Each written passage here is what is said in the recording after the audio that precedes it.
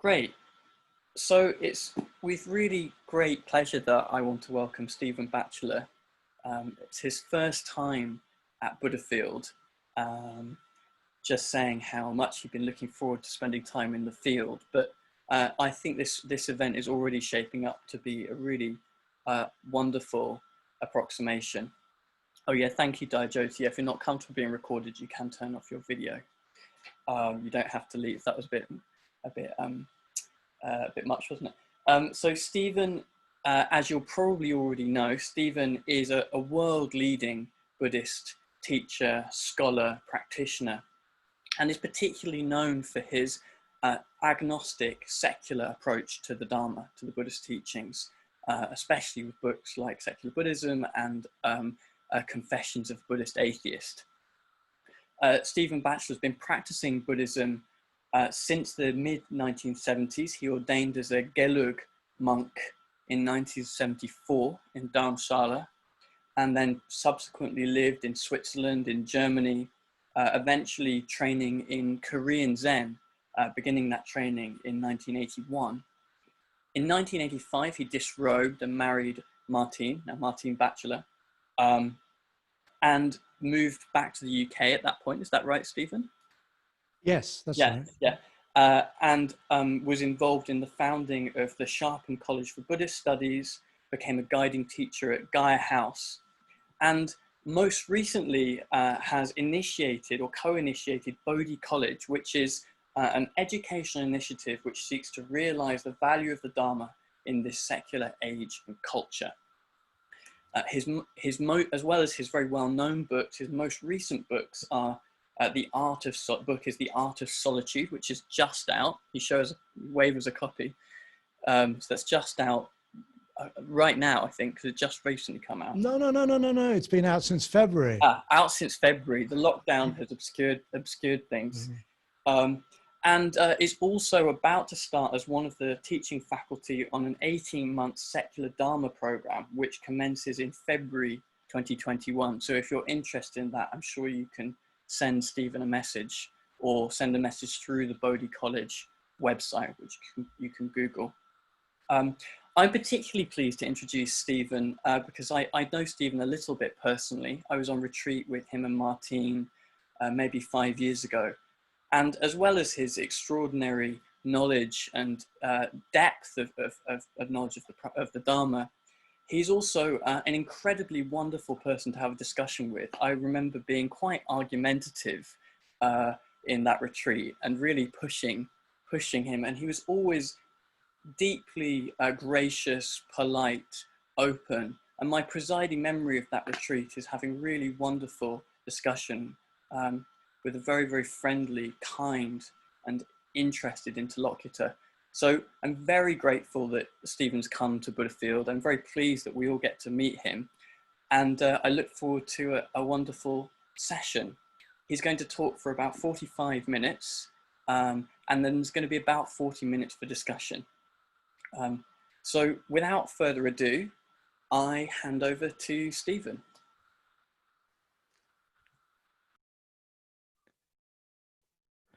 Thank you very much, Matt, and thanks to everyone who has enabled this Buddha field, this virtual Buddha field, to take place. And as Matt already mentioned, I'm very honored to be invited to speak at this event. And I don't need to say any more than that, except that I will be, we'll have a question answer session at the end, and we'll be doing it through the chat function, which I'm sure you're all familiar with. Otherwise, it's at the bottom of your screen, chat.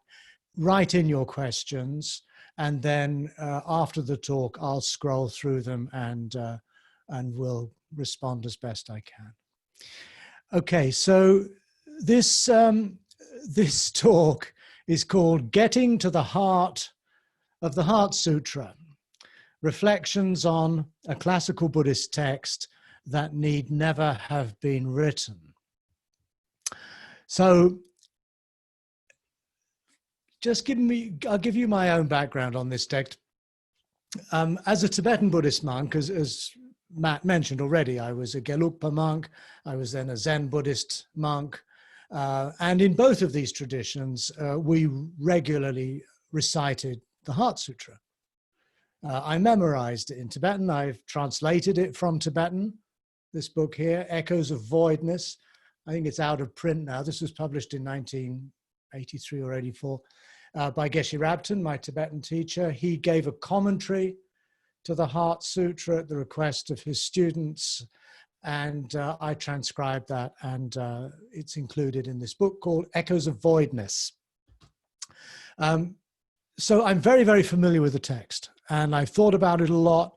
I've studied commentaries on it, and so forth and so on. But I may as well tell you right now that as I stand in this moment, I find that the text doesn't speak to me at all, that it works for me as a work of art.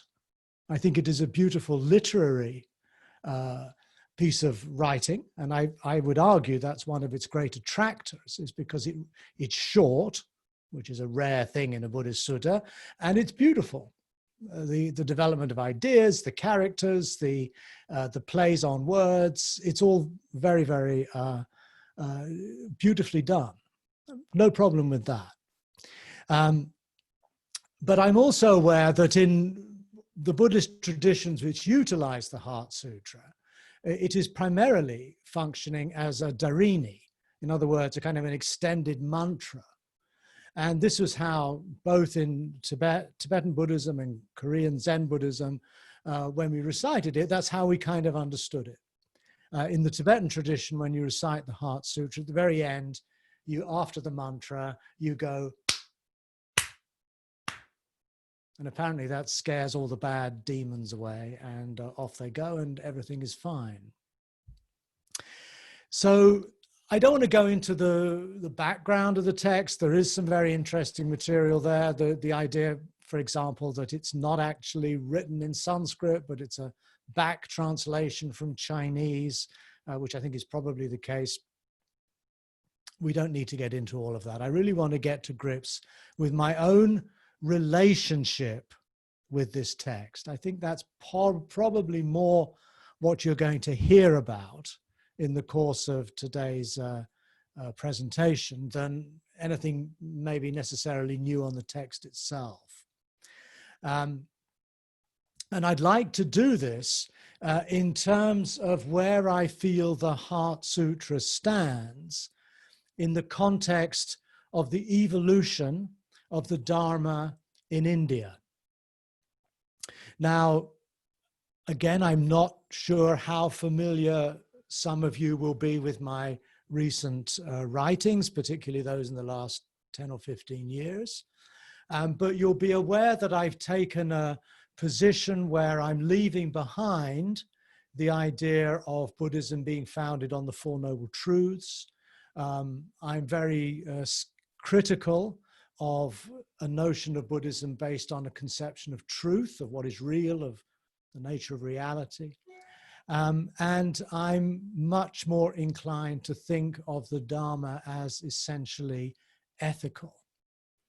And much of my recent work, and I think if you're interested, tomorrow afternoon I'll be having a discussion with Divan about my readings of some of these early texts. So some of these ideas will also carry through, no doubt, to my session tomorrow afternoon as well. But my own view is that Buddhism, or the Dharma, let's say, started out as a task-based ethics, and it mutated over the following centuries into a truth-based metaphysics. In other words, it started out, I think, as something essentially pragmatic. It was about instructions and parables and advice as to how to live better, centrally through the practices involved in the Eightfold Path. And in that sense, it was primarily ethical. It was about how can I learn to flourish fully as a human person. That is what I feel the Dharma is essentially about. And that model of flourishing is framed initially within the Eightfold Path, which, as you know, covers the full range of human possibilities, from the way that we see the world, through the way we speak and act and work, and the way we focus our minds and so on. But that Eightfold Path is likewise enframed within a set of 4 tasks, those of embracing or comprehending the situations in life in which we find ourselves, in letting our reactive habits and patterns like craving and grasping and so forth not get in the way, to let go of those impulses, to settle in a still non-reactive space, which is nirvana, and from that non-reactive space, choosing to respond to the situation at hand in a way that is wise, kind, loving, compassionate, and hopefully appropriate to that situation at hand. That's the broad frame within which I'm now considering the practice of the Dharma. And that framework no longer requires any adherence to a belief system, like believing that life is suffering, the cause of suffering is craving, and so forth and so on. One can leave behind, I feel, all such truth claims, all kinds of metaphysics, in other words, saying that, you know, somehow, although it's not evident to us, there are underlying truths embedded in the fabric of reality itself, in the nature of our own minds, by understanding which we gain insight, we gain enlightenment, we gain freedom, and so forth.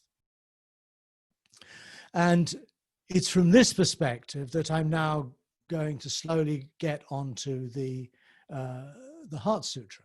Because the Heart Sutra, and again, I don't probably need to say this, but is not, although it's attributed to the Buddha, it's not of equivalent antiquity to, say, the Pali texts or the Chinese Agamas, but it's a much later Mahayana Buddhist production. We don't know quite when it was written, but it would follow really from the first perfection of wisdom discourses or sutras that probably started being composed around the beginning of the Christian era, if not slightly before. Since the Heart Sutra is the in a sense claims to be the essence of those discourses, then clearly it would have come into its own at a period when that literature was already quite established.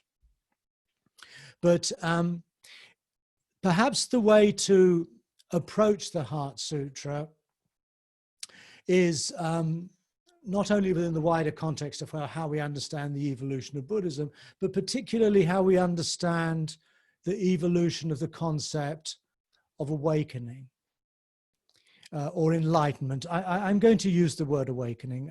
I don't find the word enlightenment so useful. The working model I have for awakening, the place where I start my understanding, as it were, is at the conclusion of the Buddha's first discourse, which is called The Turning of the Wheel of Dhamma, the Dhamma Chakkapavatana Sutta. And there we get a very, very clear definition of what awakening is. And this already harkens back to what I've already said, that the Buddha claims at the end of this discourse to be fully awake because he has recognized, performed, and mastered these 4 tasks. The comprehending of dukkha or life, the letting go of grasping or reactivity, the seeing it stopping, and the cultivating of the Eightfold Path. Now, what's clear about that approach is that awakening here is not reduced to a single cognitive experience. Awakening doesn't have to do with gaining a privileged mystical or yogic insight into some non-evident structure of reality. Call it emptiness, call it Rigpa, call it Buddha nature, call it no self, whatever you like. But often what's happened in the understanding of awakening in Buddhism is that it is mutated from a comprehensive ethical orientation to how we live in the world, to an increasingly narrow mystical insight into the nature of ultimate reality. So what seems to have happened is that what started out as a pragmatic ethics turned increasingly towards ontology. In other words, the nature of being, the nature of what is. And we often hear in Buddhist texts, both translated and in discourses, that the whole point is to somehow to see things as they really are.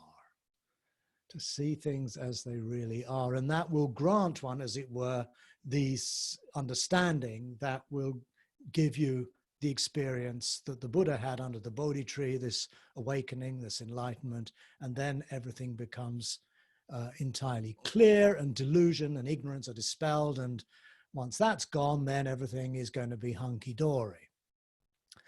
So it's around this time, I feel, in the evolution of this idea of awakening, that we start to find in Buddhist literature, starting with the Abhidhamma, and then more and more running through all of the main Buddhist philosophical schools, these notions of ultimate and relative truth, or sometimes absolute and conventional truth. There's different translations, but I'm sure all of you are familiar with this particular way of thinking about the nature of things. There is an ultimate dimension, what things really are, as it were, and then there is simply the conventional or relative truths which we live by from day to day. And they both have their use, they're both valid, but one, ultimate truth, is going to set you free. Relative truth is full of all kinds of potential misreadings and misperceptions and confusions, but it's also the field of compassion and loving action and all those other important virtues as well. Now, one of the things that surprised me when I left my Tibetan and my Korean traditions after about 10 years, which are of course both Mahayana traditions, is that I expected, when I started to read more carefully the early Buddhist texts, particularly those translated from Pali, I expected there to be discourses on ultimate and relative truth, but they're not. These are terms that the Buddha simply doesn't use. They're missing completely. And that struck me as odd. I had been led to believe, both by my Tibetan teachers and my Zen teachers, and by Nagarjuna and Shantideva and many other Mahayana writers, that the whole of the Dharma was founded on this basis of ultimate truth and relative truth. I remember the Dalai Lama telling me back in the late 80s that he felt the most effective way to communicate the Dharma to people in the West would be through the doctrine of the two truths. If we could get that idea across, then everything else, at least from his point of view, would kind of follow. Not only do we fail to find any mention of ultimate and relative truth in the early Buddhist texts, we don't even find any kind of equivalence, things that could possibly be standing in for those things. Some scholars have argued that there's this idea of what's it called, nitata and nayata, the truths, the things, that texts that can be taken literally, texts that can be interpreted. That might have been the origin of the idea. I'm not entirely persuaded by that. In any case, they're very different concepts. But we also find passages in the early suttas where the Buddha is actually very critical of notions of ultimacy, of parama.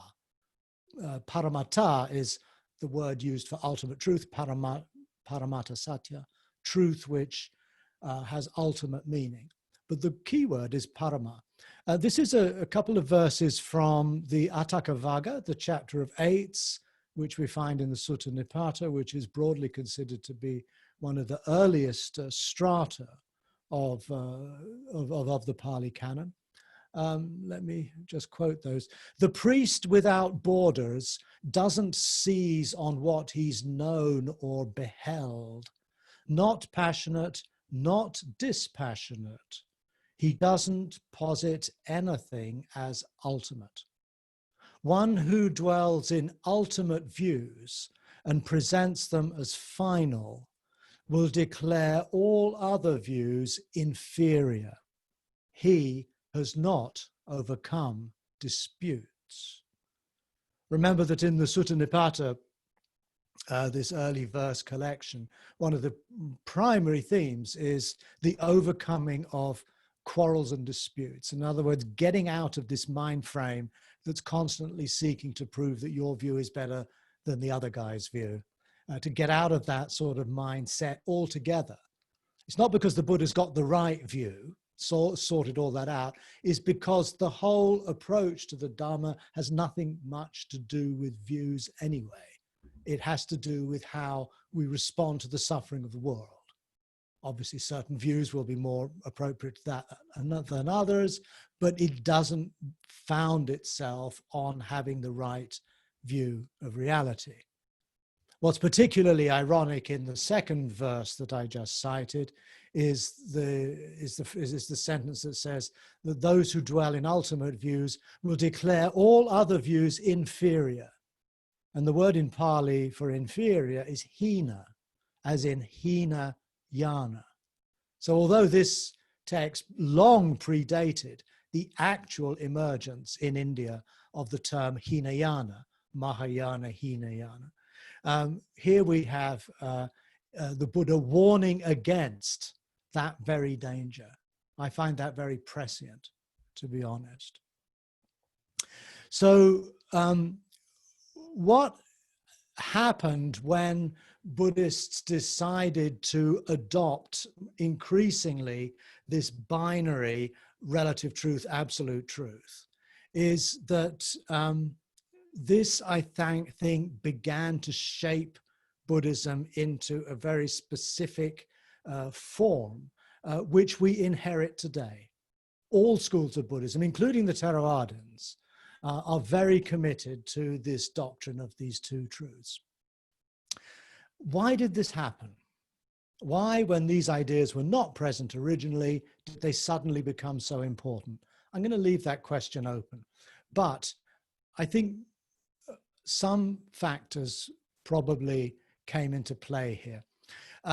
One of them is that by making this Buddhism founded upon this binary of ultimate and relative, it brought it into much closer alignment with the Indian religious tradition, in which we find, in the Upanishads particularly, we find the idea of there being an absolute God, Brahman, which is reality, what is really real, really true, and that is contrasted with the illusory world of Maya.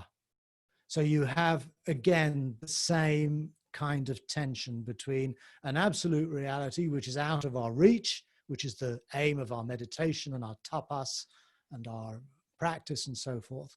And then the illusory world, the world is not really what it pretends to be, something that is somehow fictitious and unreal, and that is Maya.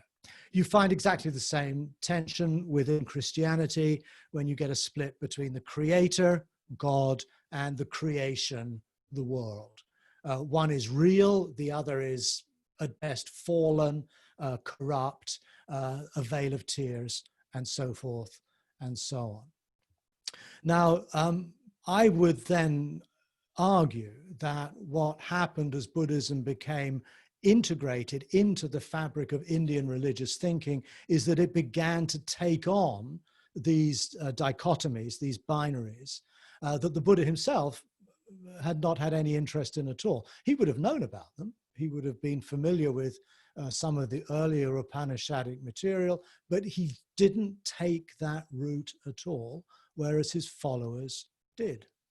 Now, I think we can also see the reflections of that way of thinking, that mindset, in certain other well-known binaries that we find in different schools of Buddhism. For example, the conditioned as opposed to the unconditioned. The conditioned world, which is impermanent and changing and suffering and so forth and so on, as opposed to the unconditioned world, which is no longer bound to those painful and inadequate and unsatisfactory experiences, becomes somewhat equivalent to nirvana. And there too, nirvana we find being contrasted with samsara and nirvana. We find this again and again and again, particularly in Mahayana writings. We don't find it in the Pali tradition so much, and we don't find anywhere in the suttas that I'm aware of. Maybe there's an exception, but I'm not aware of any point anywhere in the Pali canon where the Buddha contrasts nirvana to samsara. That's a dyad that postdates the Buddha altogether. He uses both terms, but he never thinks of them as somehow binaries. This is important because it will have an impact on what we're going to look at when we come to the Heart Sutra. Now, another reason I think this binary thinking served the Buddhist religion well is because it also provides a foundation for ecclesiastical authority. You can never really separate truth claims to claims to power. In other words, the person or the persons who have accessed the absolute truth are those who then have authority. Their minds are now pramana, they are liberated from delusion and fiction and so forth and so on. They're pure, they're uncontaminated, they know how things are, and then they thereby can teach you what to do and how you might lead your life too. That is considered to be the mark of the enlightened teacher, who thereby, and because of that, is invested with authority and power. And when that's extended into larger religious institutions, you can see that the hierarchies of power are fundamentally measured in terms of those who have access to the truth and those who don't. Now, that's all well and good, and that arguably served the Buddhist community well in its Indian context. But it also gave rise to some serious philosophical problems. And regarding the two truths, the primary problem is this: how do the two truths relate to each other? What's the connection? You have an ultimate truth, you have a relative truth. Are they two totally different things? Or are they the same thing? How do they link? As soon as you set up a binary, radical binary like this, you've got this problem. How do the two parts of the binary work together? What's the relation between the two? Now, in dualistic thinking, in other words, human thinking, then we have this problem. If the two truths are completely different, you know, they really are quite different things, then how can a person in the relative world with a relative mind have any access at all to what is ultimate and absolute and not relative? How can there be any connection? How can you somehow break out of the shell of your relativity and penetrate into the truth that is ultimate? Same problem in Christian theology. If God is utterly transcendent of the world, has nothing to do with the world, then how can you possibly have a relationship with God? How can you possibly know God? And God then becomes ultimately unknowable in some mystical traditions. And you have to die before you have any access to God. Same problem. But you've got another equivalent problem if you say, well, actually, they're the same thing. The two truths are not different. They're one reality with just maybe different names. But then what's the point of distinguishing them in the first place? Why make that distinction, and why make it so important? Why make it so crucial to your whole Buddhist endeavor? If we look at Christianity, we can see how this is the move that then led to pantheism, the idea that God and the world are coterminous, They're somehow the same thing, but looked at from somewhat different perspectives. So that, I think, is the problem, the philosophical problem, that the Heart Sutra sets out to resolve. And that we'll see how it goes about that.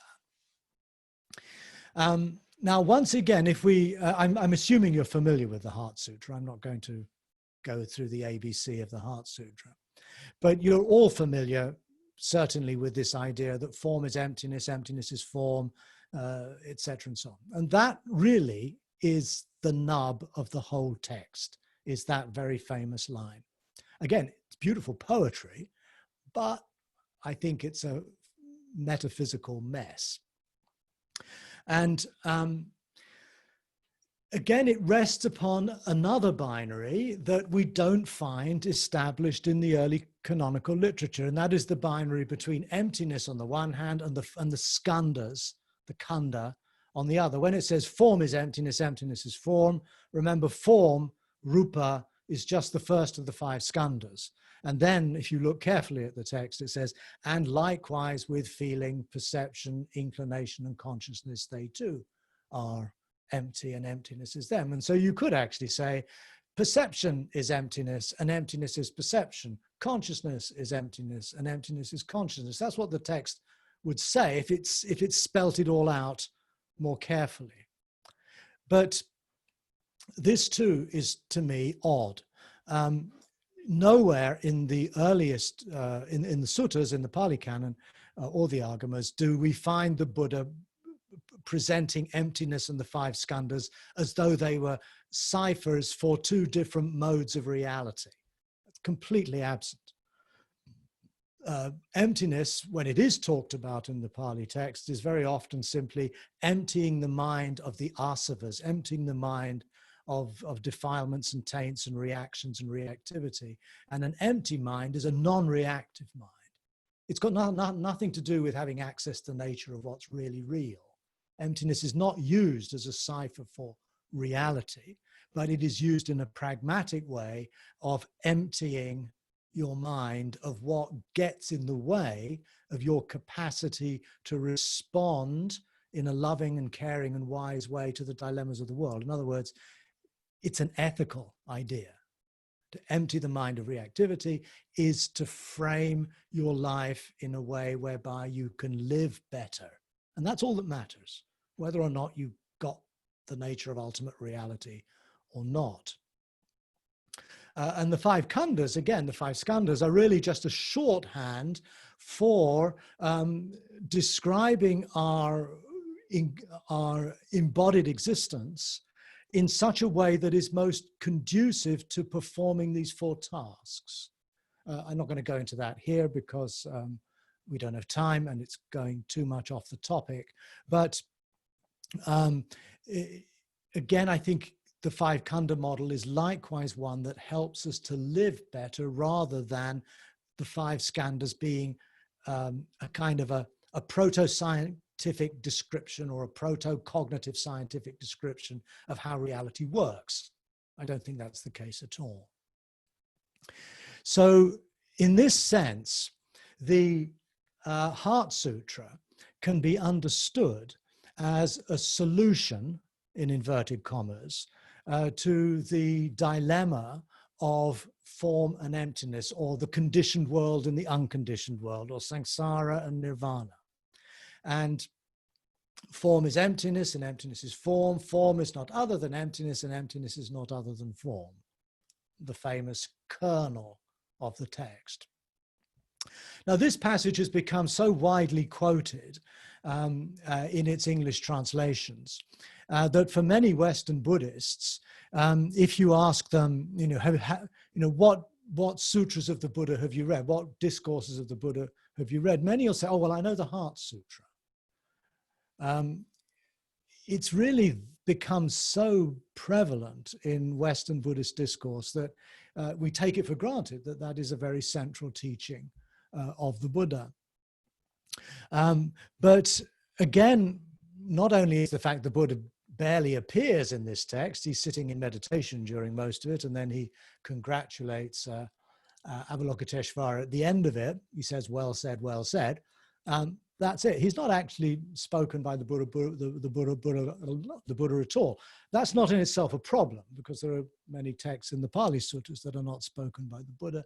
But it's odd that this particular text is, for many Western Buddhists, and maybe Buddhists in other countries too, that sort of is almost quintessentially the Buddhist discourse that they know about.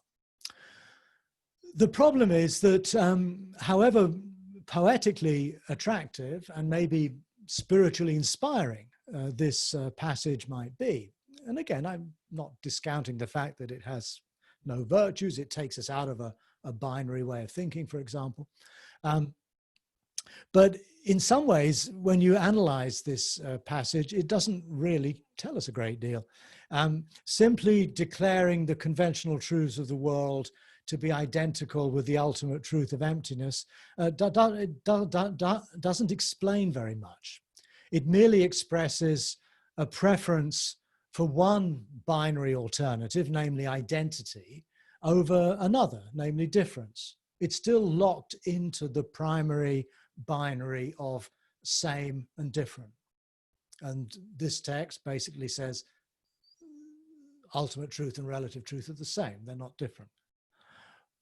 But exactly how these truths are identical is left hanging. The Heart Sutra is not, it's not an exegetical text that explains to you what's going on. That's left to commentators. No, it's a poetic text that is, in a sense, opening you up to a kind of vision of how you might see the world and yourself within the world. Now, in my own tradition of the Gelugpa school of Tibetan Buddhism, this is how they interpret that phrase. Form is emptiness, emptiness is form. They argue that the two truths, or emptiness and form, are no chik in Tibetan, which means they are naturally one. They are, no chik means they're essentially the same, but they are dokpatadi, which in Tibetan means something like conceptually different. So form and emptiness are in the very nature of things identical, but in terms of human language and thought and concepts, we can make a useful distinction between them. So this particular approach, which I think is quite intellectually rigorous, I think it makes sense. I don't have any issue with it. I just don't think it's terribly significant in the wider scheme of things. But this was an attempt to somehow steer a middle way between identity on the one hand and difference on the other. So now you've got them both. They're essentially identical, they're conceptually different. It's a reasonably good solution. So if we unpack that a little bit more, what they're saying is that the two truths doctrine is an indispensable pedagogic device. In other words, it's a useful way of explaining things in order that we can get an understanding that can help further our practice, but it lacks any immediate epistemic basis in our experience. In other words, when I look at this microphone in front of me, I don't differentiate immediately the emptiness, the microphone's emptiness of inherent existence, its emptiness, and the microphone itself. I can't differentiate those two things by looking at the microphone. It's a conceptual process that I have to adopt in order to say, yeah, I can understand how the physical part of the microphone is one thing, and the fact that it lacks inherent existence, that it comes about by causes and conditions, and there's no intrinsic nature of its own. That is something I can only arrive at conceptually. So the process of meditation in the Gelug and other schools is to start with that conceptual understanding of emptiness, and then to focus the mind in increasingly more contemplative states into gaining a non-conceptual insight into that absence of inherent existence. And again, exactly how you do that, I never understood. Didn't make any sense to me, and it doesn't make any sense to me now. The Gelugpas, by the way, acknowledge that the most difficult thing to understand is how the two truths do not contradict one another. Tsongkhapa, who's the founder of that school in the 15th century, argues that it's only when you get to the 10th bodhisattva level, in other words, just a whisper away from full enlightenment, do you understand, you really understand how the two truths are not in contradiction with one and another. Now, in some ways, therefore, the Tsongkhapa kind of admits that for the ordinary mortal like me or you, I don't know about you, but certainly for me, the subtlety of the relation between these two truths is so deep, it's so subtle, that it effectively takes an omniscient mind or someone very, very close to omniscience to actually grasp it. But this looks very similar, really, for saying, as one would as a Christian, that these mysteries are beyond our understanding and only God really knows what they mean. In other words, you kind of have to elevate the Buddha to an almost godlike standing in order to have some confidence that these two truths do in fact not contradict one another. Now, I'm going to wrap up now by really just posing a question, and one that we can perhaps pursue in the discussion. My hunch is that if the Buddhist tradition had not adopted the doctrine of the two truths, absolute truth and relative truth, it's unlikely that the Heart Sutra would ever have had to be written. The Heart Sutra is addressing a problem that at the time of the Buddha did not exist. In other words, how does absolute truth measure up and find compatibility or any kind of relationship with relative truth? That wasn't an issue. That was an issue that got brought into play when Buddhism began to think itself out in the Indian context and began to adopt increasingly ontological and metaphysical ideas.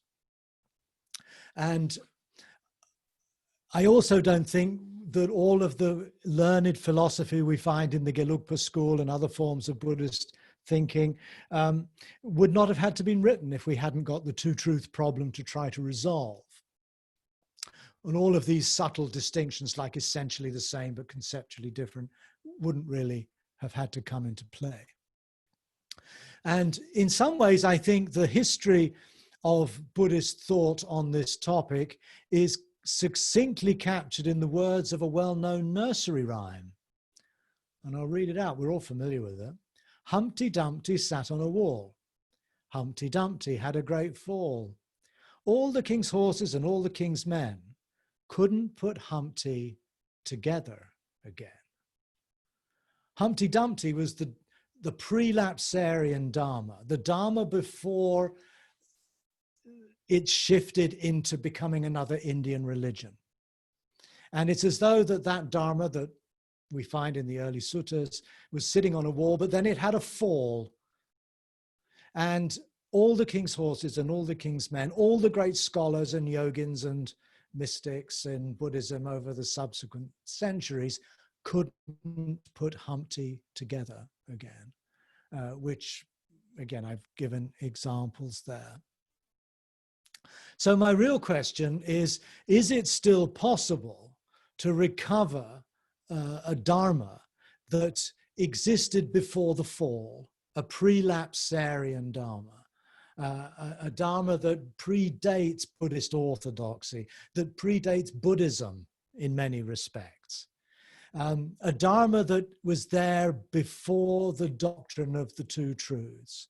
And having identified such a Dharma, can we then build on that foundation an adequate ethical, contemplative, and philosophical practice that would optimize human flourishing in the kind of world that we inhabit today, a world that we might call a secular world.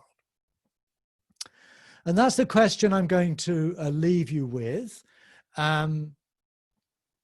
Some of you, if some of you are familiar with my book, After Buddhism,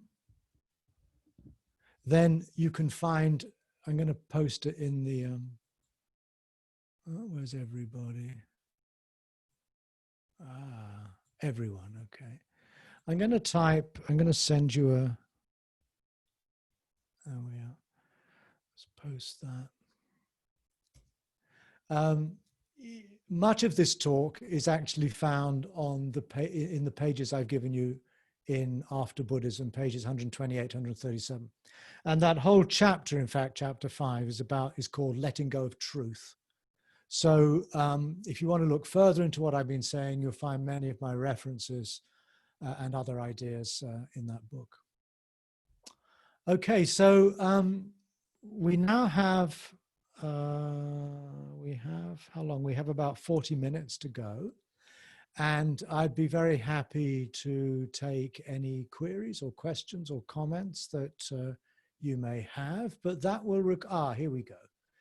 All right, so then let's keep going. I've got one from Ben Beasley.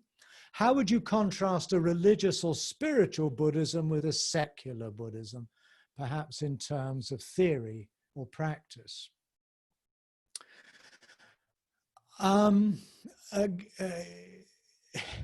You've introduced the word spiritual, which is again one of these nice vague terms that nobody really gets, and that can stand as a sort of a blurry middle way between religious and secular. So I'll put that to one side.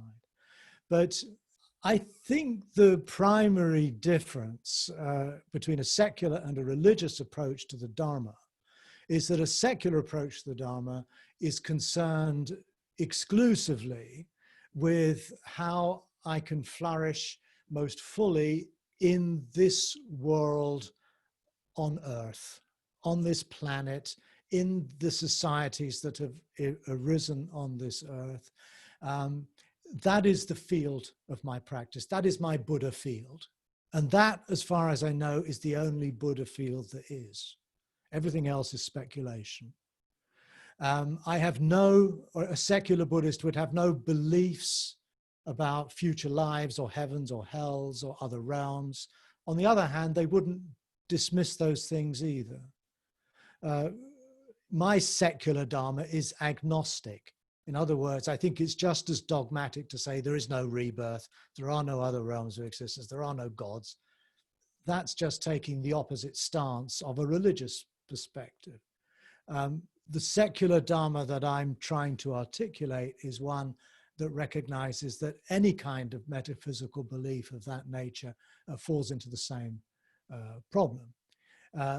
In other words, a secular Dharmic practice is one that is concerned to respond as authentically and as effectively as I can to the suffering that is encountered on planet Earth in the times we are alive. Religious Buddhism, pretty much, I think, without exception, would probably say something like that too. Yes, they're very concerned about the suffering of this world, but it's framed within a worldview that understands that after death we will be reborn according to our karma. There's different realms of existence, and the real aim of the Dharma is not to flourish fully on earth, but is to break free of the cycle of birth and death altogether. So that's how and then you can, from that, I think it follows the sort of practices you'll be likely to do in one approach as opposed to another. This is from Agi or Aji Erdos. If we take out the truth content, is what is left of Buddhism different from any standard religious or secular ethic? Whoops, it just jumped. And why should I be interested in it? Well, why you should be interested in it is a matter for you, obviously.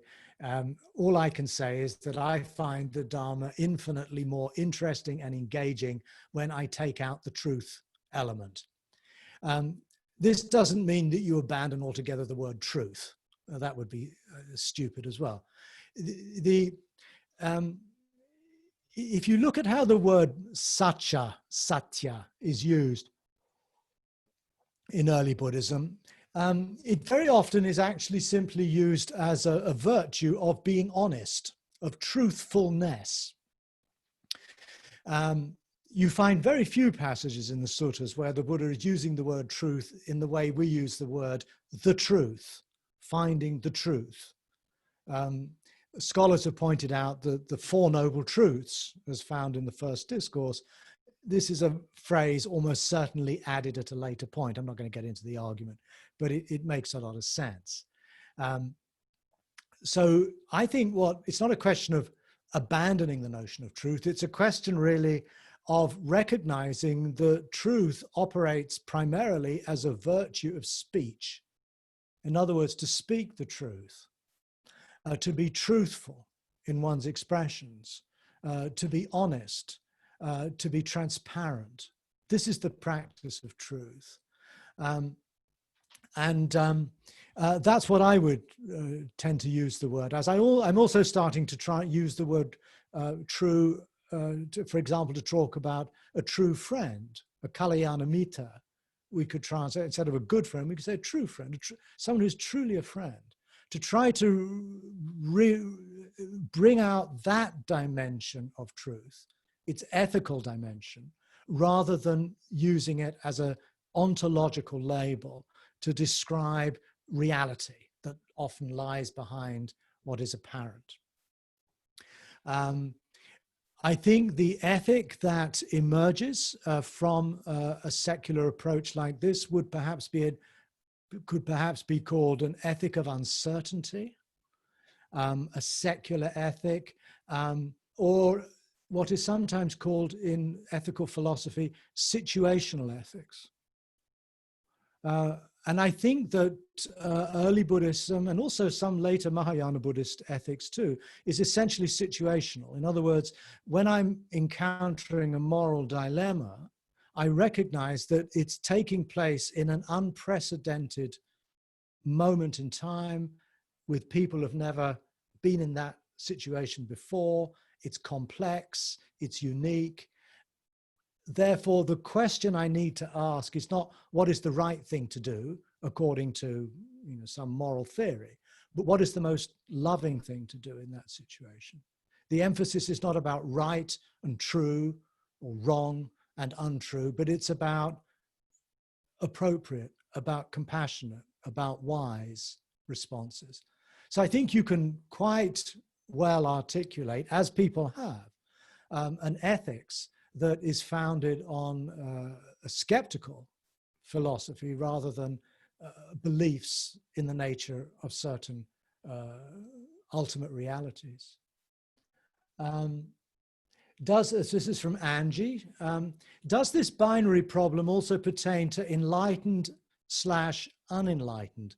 Yes, it does. I think we have, to me, the centrality of the idea of the middle way cannot be overemphasized.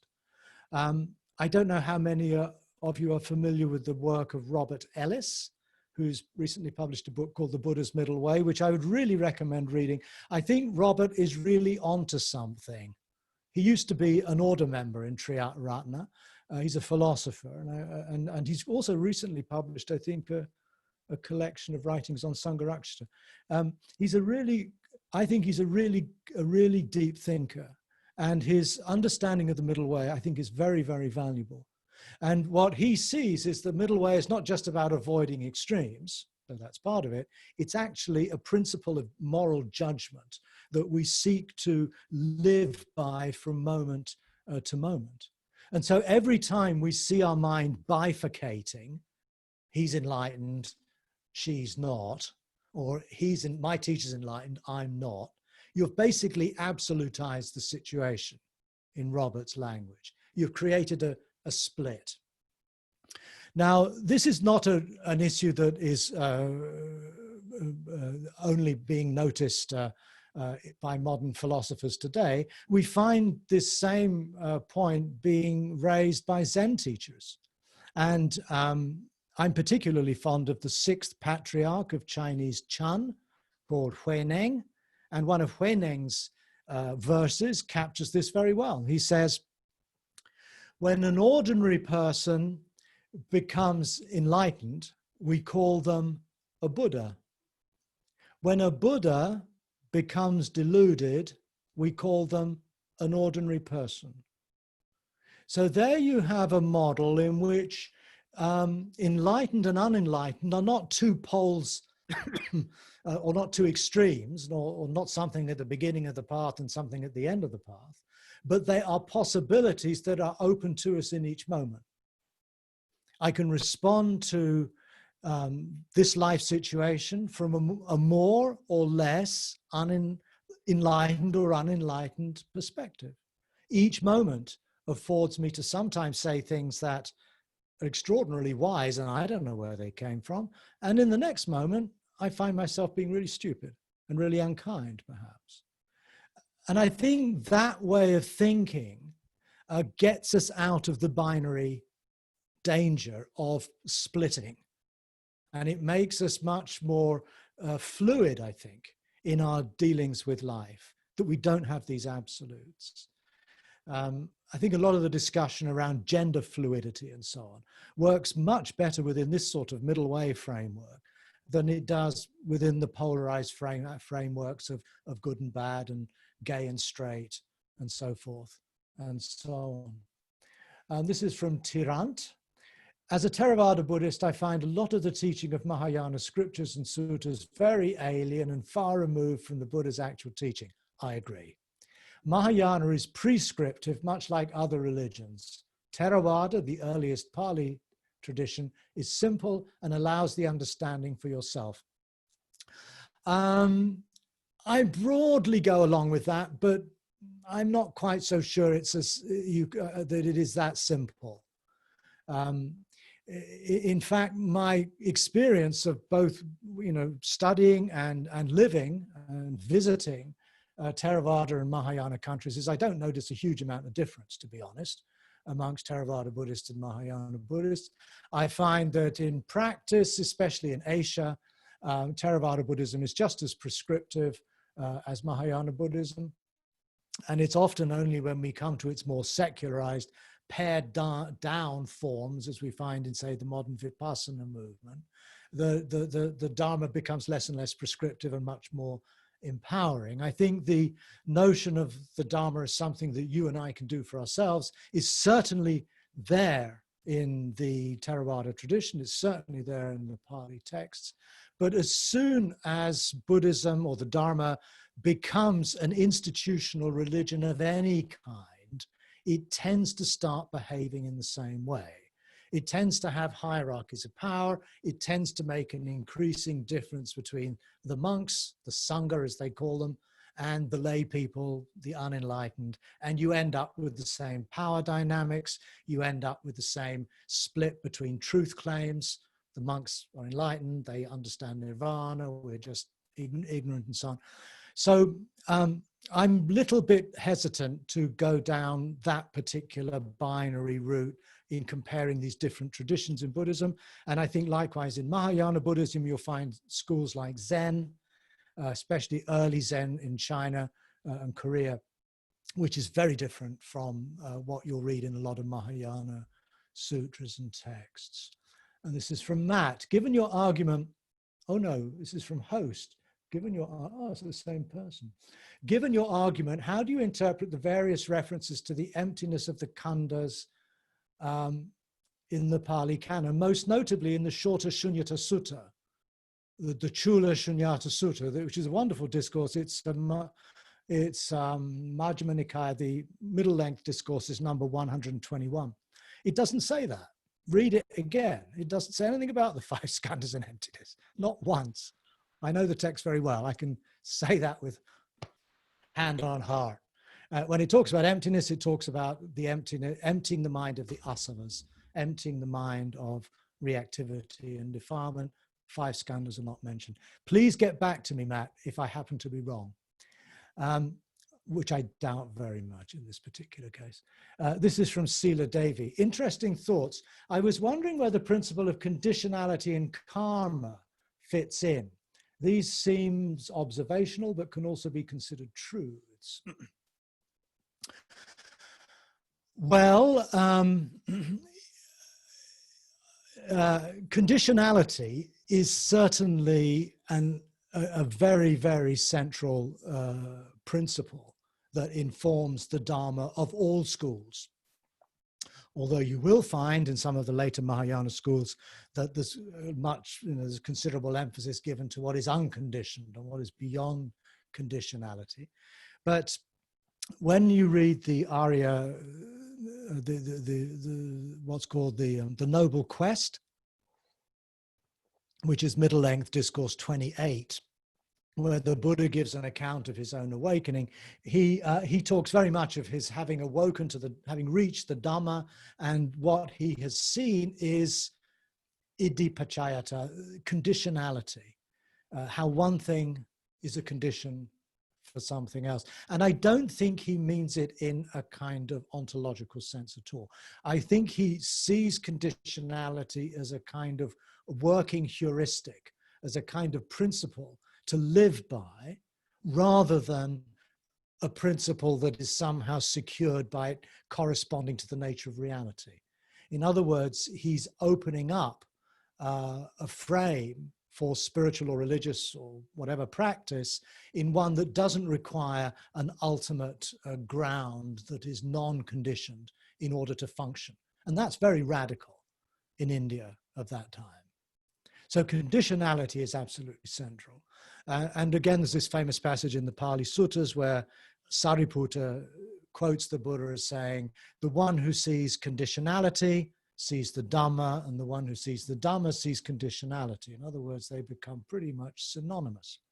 But what you find in Mahayana Buddhism, particularly with the Gelugpas and others, and Nagarjuna too, is that conditionality is seen to be a synonym with emptiness. In other words, because things are empty of inherent existence, therefore they emerge conditionally upon other factors rather than themselves, which again is an intellectually, reasonable thing to say. It's true. And it's helpful. I agree. I have no problem with that. But nowhere in the Pali text does the Buddha make any connection whatsoever between emptiness and conditionality. That's a later Mahayana ontological development. So conditionality is central as a principle for how this whole process works.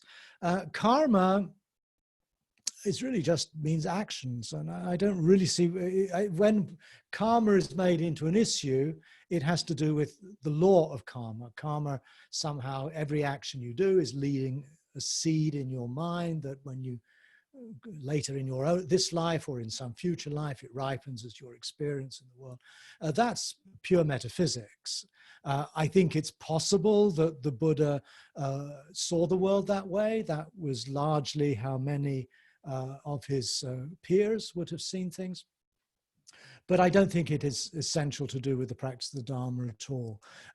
In fact, I think there's a much stronger case to be made for karma, action, or what is often just simply understood as intention, is one of those things which we need to become much more mindful of. We need to be mindful of what prompts us to act. Are we acting from a reaction, or are we acting from wisdom or kindness? And to observe the consequences of that speech or that thought or that act on others in the world, and to pay close attention to how that plays out, to what the consequences of those acts are. And that, I think, is a way that is more helpful to work with our actions, to become much more conscious of ourselves as moral agents, both in terms of what motivates us to act, in terms of how we act, and in terms of understanding and paying attention more carefully to the consequences of our action. That, I think, is utterly central to the practice of the Dharma. And I don't think we need these multi-life theories and so forth. They, I feel, are only going to get in the way. From Steph, oh, no, wait a minute, I'm jumping. Okay, this is from Stefan. Again and again in Pali scriptures, there is the statement, done is what to be done, the holy life is accomplished, there is no more birth, etc., etc. Yes, that's true. But this, I think, takes us into another area of how we read these texts. You could argue that the statements that occur the most frequently, and there are many, as anyone who's read the Pali text knows, there's endless repetitions, and you keep coming across the same stock passages again and again. This is a very good example of a stock passage. It occurs numerous times at the end. Whenever a monk gains enlightenment or becomes an arhat, then this text is routinely trotted out. So that makes me think of it really as a kind of, it's a manner of speaking. It's a phrase you could even imagine existing in non-Buddhist traditions. It could simply be what was said of people who attained some degree of liberation or enlightenment in the period of that, in the 4th century, 5th century BC. This is just a standard formula for articulating their insight. We say similar things in English about, you know, I can't think of an example right now, but about God, you know, that, or maybe, God's will has been fulfilled, or something like that. We're not going to take that literally, or unless we're very, very, very picky fundamentalists. But we know what it means. It means the work is over. I've done what I needed to do. I've achieved, in other words, fulfillment. It's really just a metaphor for that. This is from Wendy Dossett. Is it productive to think of emptiness as a logical extension of anatta, and thus very close to the Pali teachings? There are some passages in the Pali Suttas in which emptiness and anatta are compared. So it is already there in the Pali. It's not a logical extension. You do find that occasionally, but it's not very widespread. So yes, it does suggest that emptiness, even in the Pali text, has got to do with having rid oneself of a certain attachment to ego, effectively, which is, of course, one of the key reactive patterns that we live by. It's an asava, it's a ditthasava, the taint of opinions or views. And holding on to and believing in a permanent self is quite definitely a very deeply seated reactive pattern that human beings have.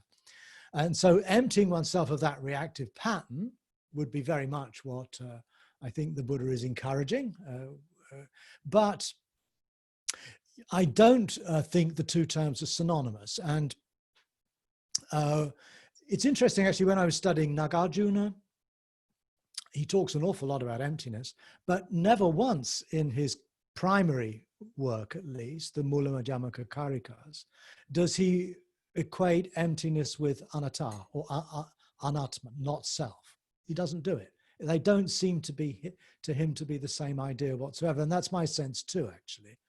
But there's also problems already with how we understand anatta. It doesn't mean no self. This is very clear.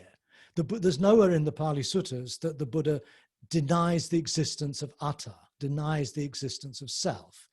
It became a Buddhist dogma in all Buddhist schools that there is no self, there is just the aggregates, but there's no self, there's no one there. That's a much later development in Buddhist thought. You don't find that in the Buddha saying anything remotely similar to that. The Buddha's certainly aware that there's big problems around, me and mine, attachment. But the problem is not with the existence or non-existence of the self. The problem is our relationship to it, holding on to it as being fixed, closing ourselves down because we can't face other people. That's the problem. It's a psychological issue, really. It's not a philosophical issue. So that, again, also is a point that perhaps needs to be teased out. Is this, in this secular Buddhist view, what is meditation all about? That's from Agi or Aji Erdos again. Well, I find that a rather odd question. Meditation is about a lot of things, in whether it's secular or religious Buddhism. Meditation is, to me, effectively about learning to become more still, learning to become more clear, learning to cultivate mindfulness, equanimity, attention, yoniso manasikara, all those things. And that's crucially important, whether you believe in rebirth and different lives, ultimate truth, relative truth, doesn't matter. Meditation is, I feel, again, an indispensable practice if we're to take this way of life seriously. And I don't think it makes any difference whether we consider ourselves involved in a secular practice or in a deeply religious practice. And for me, the greatest, in a sense, affirmation of that is how to see how mindfulness, in other words, basic Buddhist meditation, has taken off in a totally secular setting in which Buddhism is no longer really part of the story at all. And there we find millions of people who are benefiting enormously from the practice of Buddhist meditation in utterly secular settings. So that, to me, is the best answer. Forget about Buddhism. Mindfulness, for example, and daily meditation are found to, bring benefits irrespective of what your belief system or your religion might be. This is from Nagabodhi. Is that Nagabodhi, the fellow I met, Terry Pilchick? Maybe it is. Well, if it is, hi, nice to have you in the audience. As a secular Buddhist, do you think the Buddha had anything uniquely distinctive to say about the potential of the human state? A difficult question in a way. I mean, my instinct is to say yes. And I think what he had to say about the human state is what it can become. What basically through our ethical practice, our contemplative practice, and our philosophical practice, how we can learn to flourish more fully as human persons. And that, I feel, is a unique combination of elements that we don't really find anywhere else. I'm spending a lot of time at the moment studying Stoicism, Plato and others, and especially these pragmatic philosophies we find in the Hellenistic schools of thought. I don't find anything really close to what the Buddha's doing. There are many parallels, many similarities, many points of mutual, confirmation. But nowhere do you find such an integrated ethic, contemplative practice, and philosophy held together within this framework of these tasks, integrated through the Eightfold Path, and yet founded on a radical skepticism. That, I think, is what is unique, that we can have an ethics without certainty as to what is the nature of truth.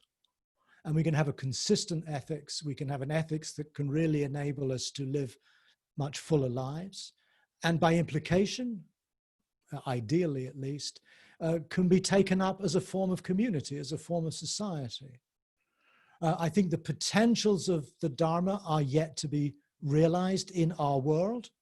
And I think there's a tremendous opportunity for many of us who've been involved in this tradition for the last decades to lay the foundations, not just for a more awakened individual, but also for a more awakened society. I sometimes call this practice the creation of a culture of awakening.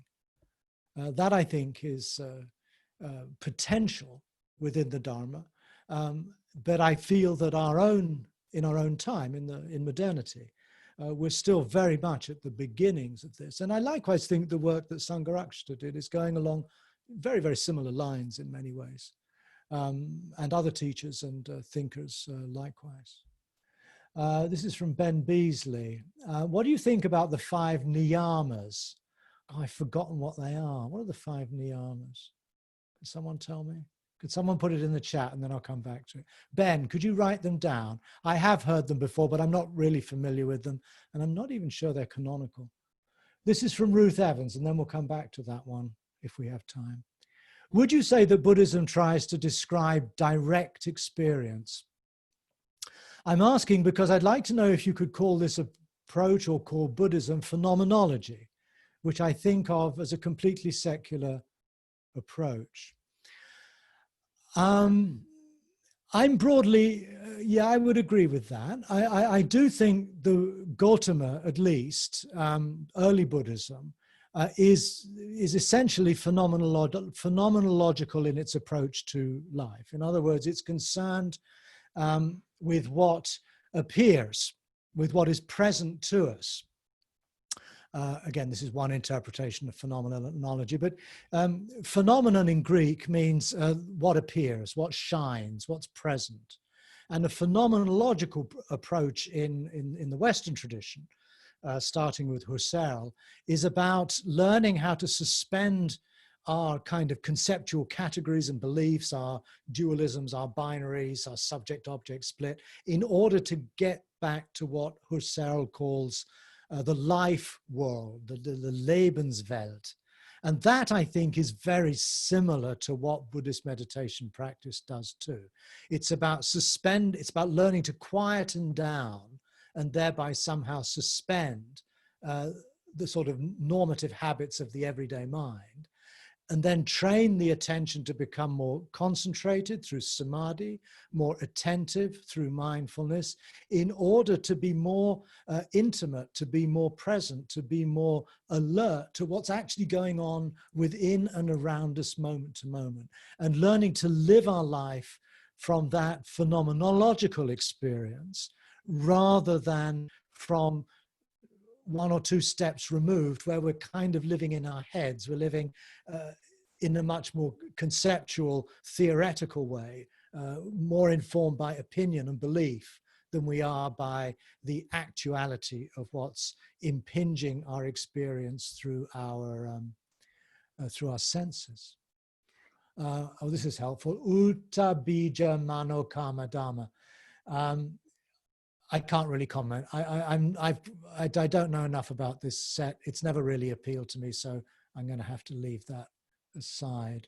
Oh, here we are. Root, seed, mind, karma, dhamma. Yeah, I've missed that boat, I'm afraid. This is from Kasparas Tutor. Just repeating Paul's question from earlier on, as I'm curious too. What do you think of the importance and relevance of sacred rituals in secular Buddhism? Well, again, I think we have to step back and ask what we mean by ritual before we even get onto what a sacred ritual would be. I think as soon as we embark into the world of religion and spirituality, when we use the word ritual, then we think of people chanting prayers or mantras or making offerings on the altar or prostrating and bowing and lighting incense and stuff like that.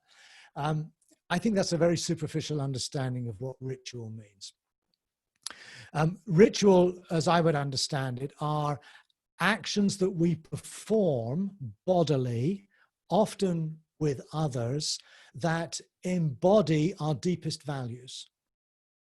And that could be standing in front of an altar, chanting the Heart Sutra, for example. That would be a ritual. But it's a ritual, it's a meaningful ritual because it is an embodiment of what we most sincerely and deeply seek to realize in our lives. To that, if we take that as our definition, then for me, sitting quietly with friends in a room, cross-legged on the floor, a bell is rung, and then 40 minutes later, another bell is rung. That is a ritual. And that to me is a profoundly meaningful ritual. But we don't think of it as a ritual. But it fits the definition. It's an embodiment with others of what matters most deeply to myself. It's not just something going on in my head. It's physically enacted in a public space.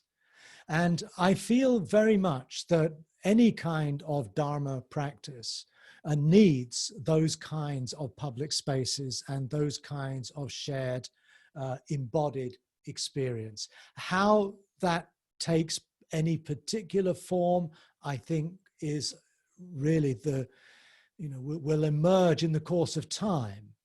And as someone who has done a lot of ritual practice as a Tibetan Buddhist, I kind of got overloaded with it all, spending 2 or 3 hours a day reciting prayers and doing sadhanas and pujas. I kind of had it up to here. And I really don't have any taste or any real attraction to those sorts of ritual any longer, even though they may be very sacred for other people. But the danger is to throw ritual out altogether and to think, well, we secular people, we don't need this stuff. That, I think, is a mistake. What we are called upon, I think, to find is to recognize those kinds of embodiment that take the place of what in more traditional forms of the Dharma would have been more instantly recognizable sacred rituals.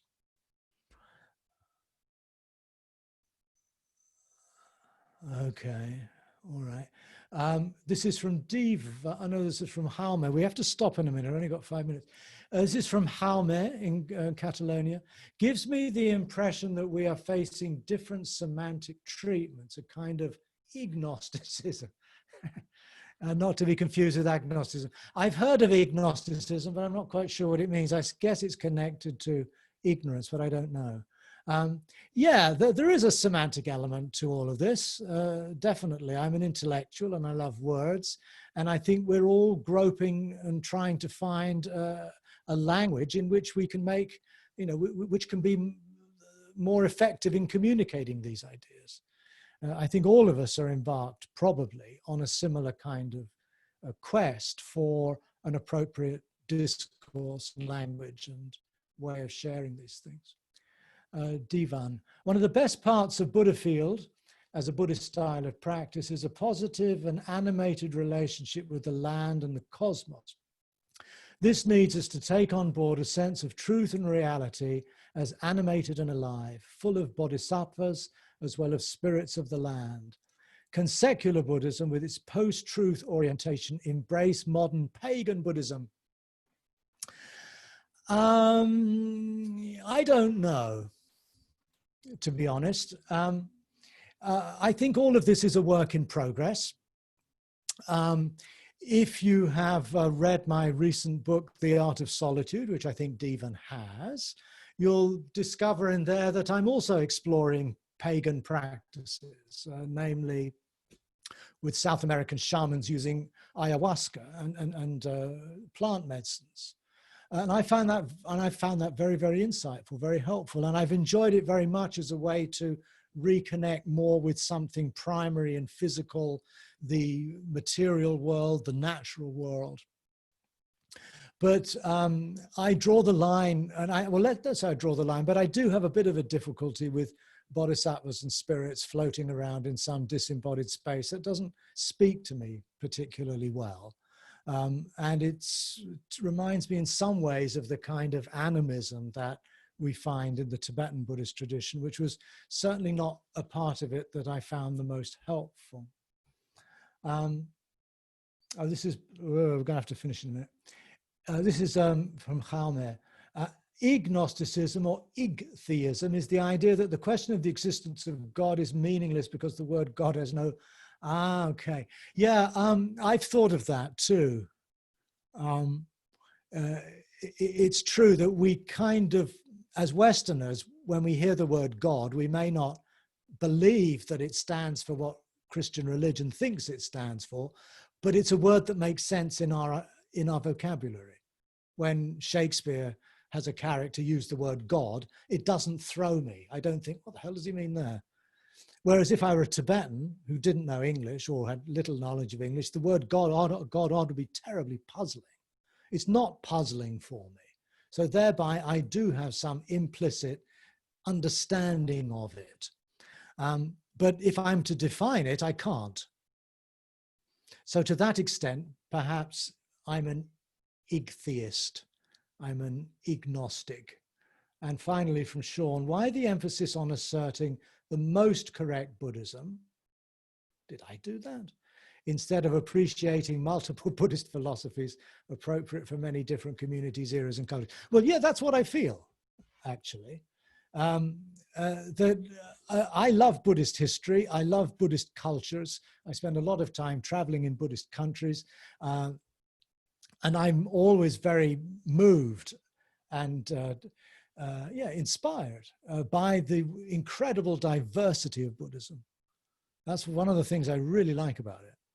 And I like the fact that it has no central church like a Vatican or something, that each society, culture that has adopted Buddhism has made it their own. And that I think that's exactly what we're doing here. We're making it our own. Now, I accept the fact that I sometimes find myself pushing a particular line that I'm very keen on personally, and that could come across as being a bit dogmatic. I'm aware of that fault that I sometimes exhibit, but I wouldn't go around saying the most correct Buddhism. I would, however, say a great deal is to be gained, or I have gained a great deal from having gone back to the earliest texts and exploring them. And that to me is a work very much in progress. I don't feel that I'm at all a great master or scholar of the Pali texts. And I keep on finding things that surprise me. In fact, I'm reading at the moment something from the Anguttara Nikaya that's kind of blowing my mind. There's a huge amount of material to be found in these early texts that I find speaks to me more directly than, let's say, reading the Lankavatara Sutra that I was looking at the other day, or the Heart Sutra. The Heart Sutra doesn't speak to me, basically, at all. Whereas a lot of these Pali texts do, and that, I feel, is the key point. I'm not interested in being a Buddhist academic who sort of stands back from the material and analyzes the language and the grammar and all those things. I'm interested in engaging with these texts as partners in a dialogue. I'm only interested in those texts that actually speak to my condition, and then I can enter into them and engage with them. And the texts that do the most, who do that the best for me, are the Pali Suttas, and again, not all of them, probably only a minority of them, and some of the early Zen texts, some of the Chinese Tang period texts I find speak to me very powerfully, and certain other texts, Shantideva's Bodhicharya Avatara speaks to me very deeply. So yes, I think if you've got the impression that I'm being dogmatic, then please excuse me for that. And really, I think, find your own way through these myriad textual traditions to find those texts that really speak to your condition so that you can have a dialogical relationship with the Dharma.